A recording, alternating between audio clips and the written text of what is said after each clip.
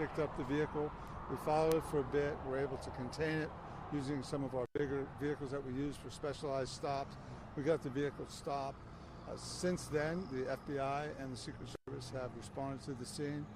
It does appear that we certainly have the vehicle involved in the incident at Mar-a-Lago, and we have the suspect that they were looking for. And now the FBI and the Secret Service will take over that investigation. So what's the process with that? Now that you have identified this vehicle, did you take them into custody, or is that all going into the hands of the Secret Service and the FBI? Well, we initially took them into custody and held them till the arrival of the federal authorities. The search of the vehicle, looking for any weapons that may be in there, will now be up to the federal authorities and the U.S. Attorney General. And then at this process, what was that like, stopping him? I know you were out on looking for him. Every law enforcement agency around this area was. What was that process like for you guys here in Martin County? Well, I missed the stop. I was on the way from home, of course. It sounded very tense on the radio. We knew that we had a bolo. Be on the lookout for somebody who had opened fire on the President of the United States. I would say there's probably not a more volatile, potentially dangerous situation than that. Our units were completely locked on. We were ready to go. Had the vehicle fled, we would have stopped it. Of course, God forbid, had there been a gunfight, we were ready to engage. Thankfully, because of good tactics, stopping the car, felony stop, getting him out of the vehicle, coming back to us, we were able to stabilize the scene without any further violence. Give us a timeline here. When did you first identify that vehicle, and when were you able to finally stop him? It was just right after 2 o'clock this afternoon, following the bolo, the be on the lookout that we received from south of us, that our road units picked the vehicle up. And then we waited a while. We didn't stop him right away. We didn't want a high-speed chase, so we were able to wait until we had adequate units, surrounded the vehicle, and then forced it to a stop. I know this is a fluid situation, but did the suspect put up any fight, or did he stop once he realized there was multiple vehicles there following him?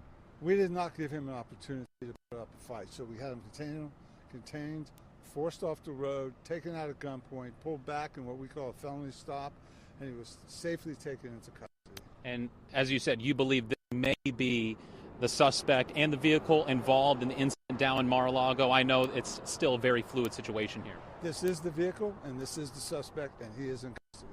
So is he in the custody right now at the Martin County Jail, or is he taken somewhere else because of the involvement down in Mar-a-Lago? He is currently in custody by the Martin County Sheriff's Office, my agency, but as soon as the FBI Secret Service are ready, we'll transfer his custody over to them. Final question for you here. Obviously a fluid situation out there on I-95. It's going to be shut down, I would imagine, still for a while. What's the process out there, and what's your warning for drivers headed around this area? Yeah, if you're northbound on I-95 and you're approaching Palm City, we're right here in Palm City, Florida, get off and go to the turnpike.